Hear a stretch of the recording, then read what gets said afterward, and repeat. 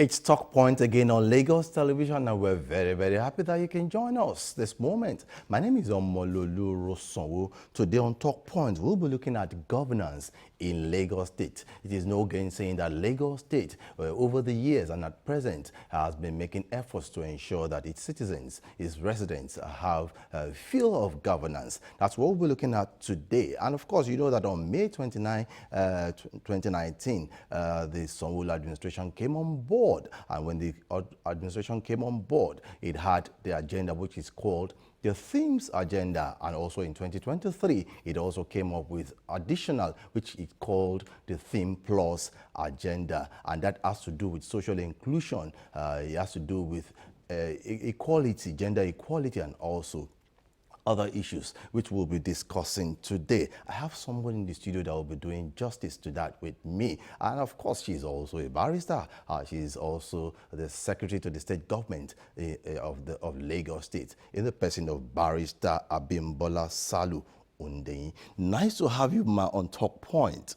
Thank you very much for having me. Good afternoon, Lagos. Yes, nice having you on board. Let me quickly ask you this question because time is not on our side. What can you just walk us through the Themes Plus agenda, what is actually meant to achieve for Lagos residents? Thank you very much once again. Themes Plus agenda is this administration's developmental agenda. It's those pillars we base our developmental policies. The T stands for traffic management and transportation. The H is for health. E, education. M is making Lagos State a mega city. E for environment. We have another T for tourism, culture and tourism. The S is for security and governance. The plus that you mentioned was added in 2023. This is a deliberate, intentional focus on gender equality. That's women in particular, youth, and of course, inclusivity. That is what we are saying is we want to make sure that every policy of this administration is about the people. This is what Governor Babajide Sanwo-Olu is about. Every policy that we come out with from the Executive Council is about everybody in Lagos, is about every citizen in Lagos. So we want to ensure that every citizen in Lagos tastes, feels, and enjoys good governance. We want to make sure that the impact of our policies are felt positively by everyone. And we're not saying we're there yet. Where you feel that we have a few things that we are yet to do, we're always open to your comments, to the citizens' comments, and to ensure that whatever makes you happy, whatever gives the citizens better and modern livability is what this administration is about. Let me take the case of T, transportation and traffic management. I'll just start with what happened yesterday, the accident. If you go now, I came in, I just told you I had a meeting with Mr. Governor before coming. And that's in Marina. It took us less than 20 minutes. Unlike yesterday, yes. It took us less than 20 minutes because immediately our transport department, ministry, moved to the scene and they've started ensuring, because they said those vehicles had to be carried by cranes and Lagos State have cranes. So we had to get them there and we had to put our last mile, we had to put everybody's on board. If you go there now, the traffic is very free. This is what we do. And this is what we're saying. We're here to serve because, like Mr. Governor would say to us, being in government, being an appointee, being a member of the Executive Council is a privilege, and I believe that. And we must make sure it counts, and that's what we're doing. So that's for the transportation. If you leave that and you go to the health, you would also observe that right now we're building the biggest children's hospital in West Africa. That's the Massey Hospital. It used to be small, tiny, but now we got a bigger place because Massey comes with a lot of history.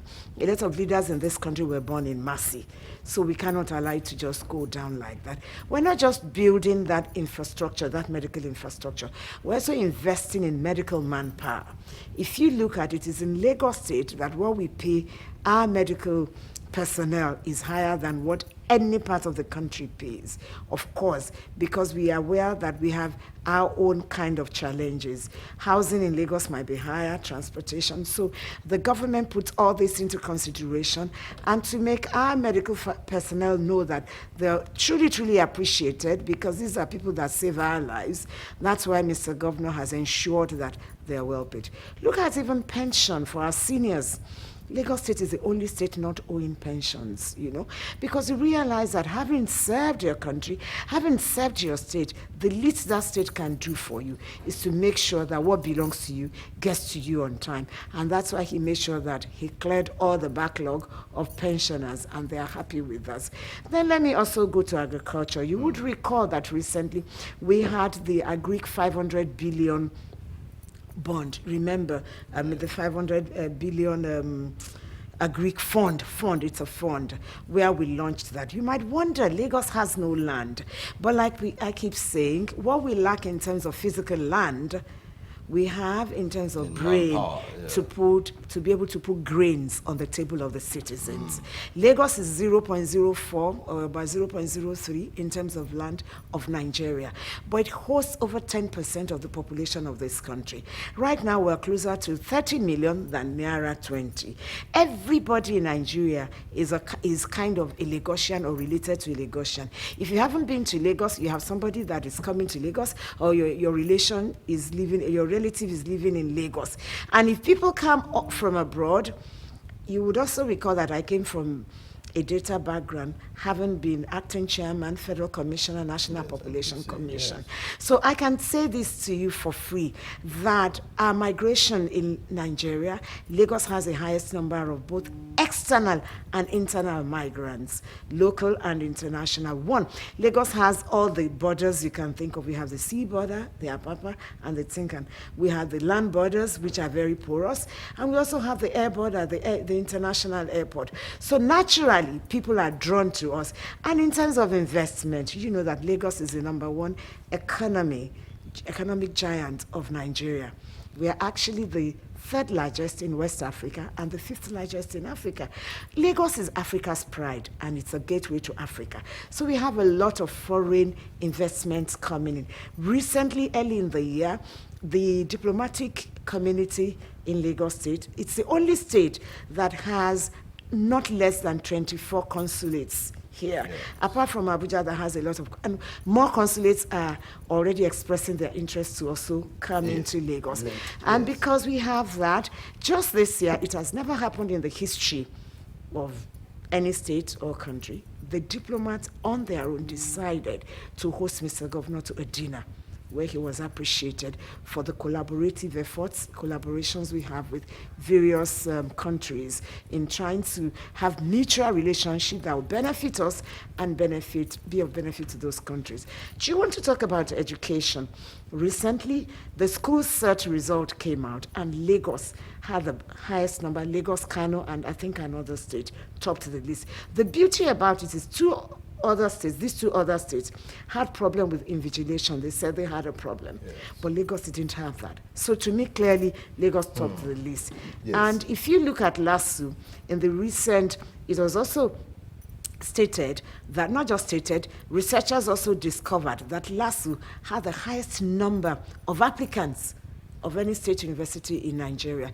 If the government is not doing well, if our schools are not good, if our hospitals are not good, if these things are not happening, people will not come in. Yes, let me just pause here, Alicia, and ask you this follow-up question. Some of the indices and some of the things you have said are quite very, very attractive. And they will still continue to attract people to Lagos. Now, looking at some of these things, what are the infrastructures that you think will match up with some of these things? What is the Sanwo administration doing in this area, because more people will still come? Thank you very much. In the area of transportation, I use that because as a public-facing entity, people can see what we do. Because if I tell you some things that you cannot see, if I talk about governance in general, you might look, what are they doing? But transportation, you can see. I just gave an example of what happened yesterday, how many strictly moved to the site, and today there's respite, everybody's moving freely. Let me tell you what we're doing. Because Lagos is very small in terms of land, like I did say earlier on.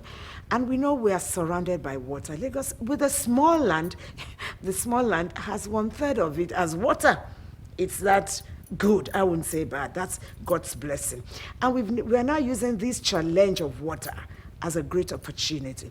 Currently, we launched the Omieko project. Yes. And we have the Omibus. You know, the Omibus is the ferries, 15 ferries that Mr. Governor launched about some months ago that will ply our riverine areas so that our families, kids and kin, or people that want to work in Lagos Island or inside the city can always move freely.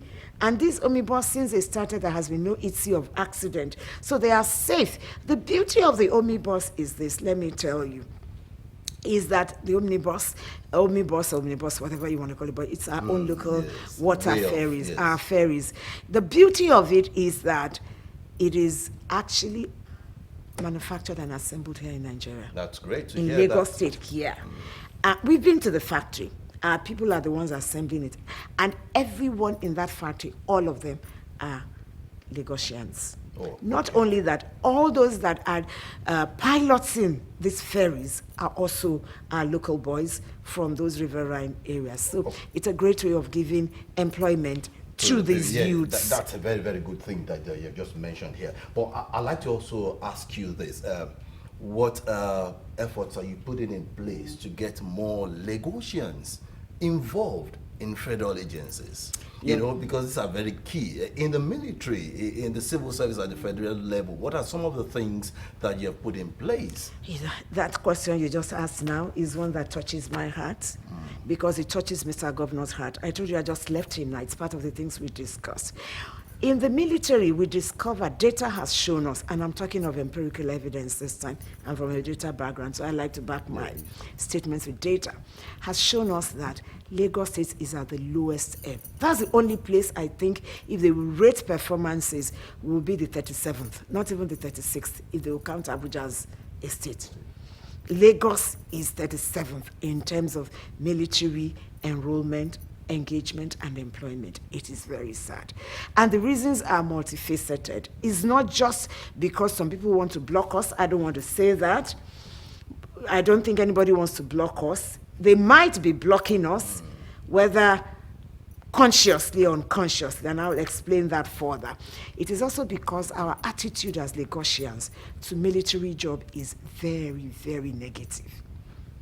If you talk to a Lagosian mother, there's a military engagement going on. Like we have the 90 RRI recruitment right now. 90 RRI, that's the 90th recruitment exercise. Okay. Imagine from 1 to 90th.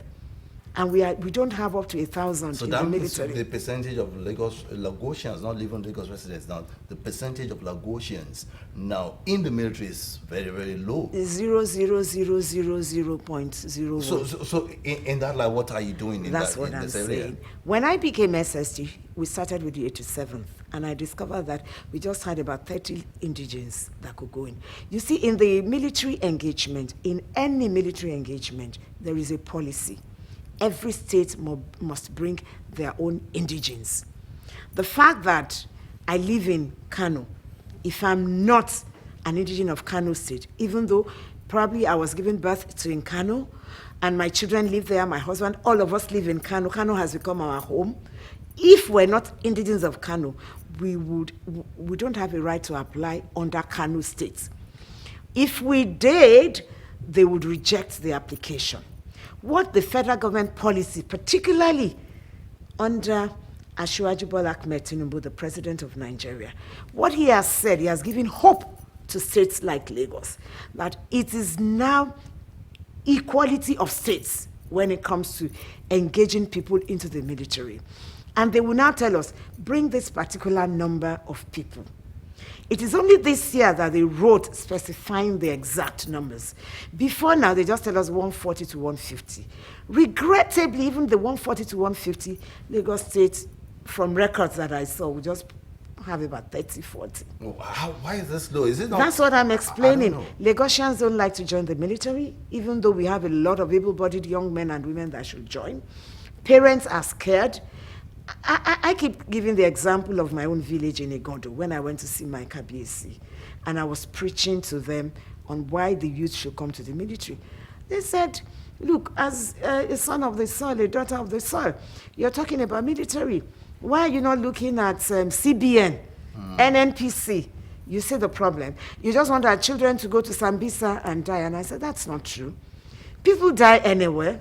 As we're in the studio now, if God decides to take anybody's life away, nobody can stop it. People sleep in their homes and they die, isn't it? And you say the military job is a glorious job. It's the only job that I consider the biggest service you can render to your nation. Okay. It's a patriotic thing. Lagosians don't want to join the military. Parents are not comfortable about it. So our children, even when we ask them to come, they're not listening. But let me tell you what Governor Babajide Sanwo-Olu has done. He sat me down and said, what do you want to do? And we discussed. Now, by the 87th one, 88th one, we started having over 100 candidates. Okay. Because now, if you're an indigenous of Lagos State, I'm talking to you, rush to the internet and register. You must register online on the military portal. Once you register, and we have your information, you come to the SSD's office. They usually will give them 3 weeks training in Lagos State. In every state, you are trained in your state for 3 weeks first. During that training period, the government, Mr. Babajide Sanwo-Olu, gives them accommodation in the hotel. We don't just keep them anywhere. Just to encourage them to come. Yes, and we join give the them military. stipends to feed. We are there every day, and not just the office of the SSG. There is no day you go there that you don't meet office of the SSG there. Not just the office of the SSG, we even collaborate with the youth now. We collaborate with the special duties, civic duties, women affairs. We want everybody to come in. And then the traditional rulers, we bring them in to speak to them. We bring a few Lagosians who have been in the military or who are successful, who are willing to talk to them, to come and talk to them. We do a lot of pep talks to encourage these children, and we talk to their parents as well. It's like doing a door-to-door canvassing.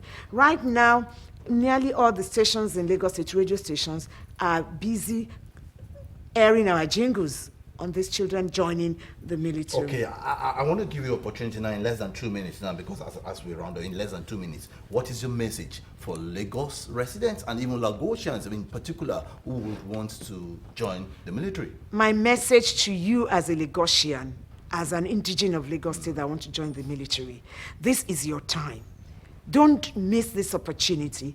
If you are between the ages of 18 and 26, male or female, all you need to have is 4 passes. 4 passes. And those 4 passes at WAEC or NECO can even be at 2 sittings. 4 passes at 2 sittings, no more. Not credits, not distinctions, just 4 passes at 2 sittings, and you are between the ages of 18 and 26. Grandparents, parents, and our youths, I'm addressing you. Rush now and register. If you can't do the registration yourself, come to the office of the SSG, Block 1 in Alausa. When you come there, we'll do the registration for you. Registration is free. Your training is free. If you live in Ekpe, Ikorodu, Badagry, we put you in an air-conditioned room, in an hotel, and we have a bus that picks you there to your center. This is Mr. Governor Babajide Sanwo-Olu's directives that we are obeying. And every day we are there. And we also have a beautiful departure parade for you where the Deputy Governor or Mr. Governor would attend.